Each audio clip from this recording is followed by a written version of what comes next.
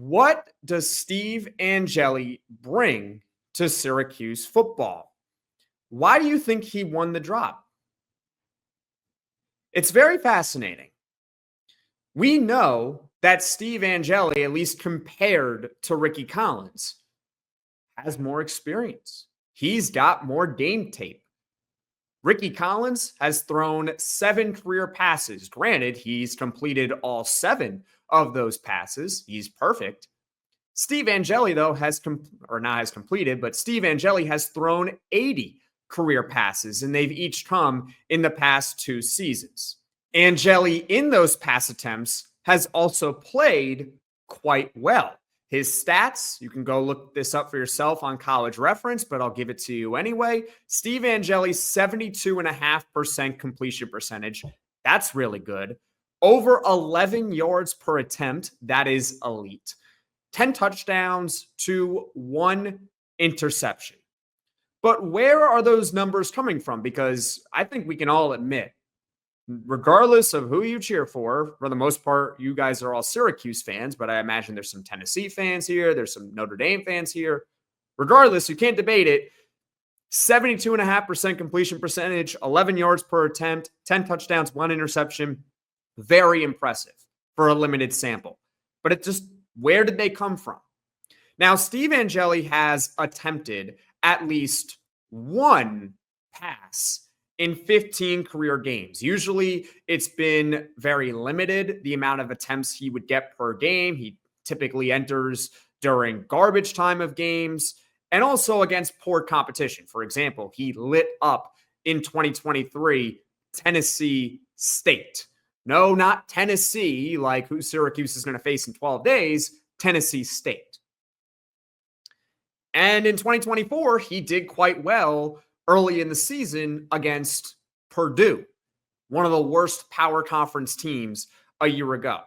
However, Steve Angeli also has experience against some good competition and in some big moments as well. 2023 Sun Bowl versus Oregon State is the only career start for Steve Angeli. So in 12 days, Steve Angeli will be making his first career regular season start, but he has made one prior start. And against Oregon State that day, he went 15 of 19 for 232 yards, 3 touchdowns, no interceptions, and he also ran for 27 yards.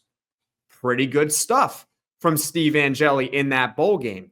Then in 2024, perhaps his finest moment so far in college, he makes a brief appearance in the college football semifinal versus Penn State.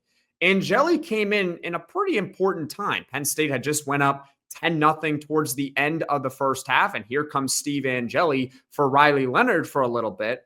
And Angeli led one drive in that game. Again, it was at the end of the first half. He goes 6 of 7 for 44 yards, and Notre Dame got a field goal out of that drive, and ultimately Notre Dame goes on to win that game, and Steve Angeli certainly played a pretty decent part of it because to that point, Notre Dame had not scored on offense. They needed to get going. They got going at the end of the first half. They used that momentum they got, and they ultimately beat Penn State en route to the national title against Ohio State. I believe Steve Angeli only made 1 throw in that game. Not that it really matters. Ohio State was the better team there from start to finish. But overall, with Steve Angeli, based on his limited sample, for Syracuse fans, myself included, of course, what we're hoping for is that limited sample that he has can translate to a full season. Obviously, over a full season, he is not going to have a 10-1 touchdown to interception ratio. That's just not realistic to expect him to go out and throw 30 touchdowns to 3 interceptions. It's also not necessarily realistic for him to go out and have over 11 yards per attempt, but you get my point. Steve Angeli, in a very limited sample, has looked really promising. Now we're hoping it can translate to a full season starting for Syracuse football.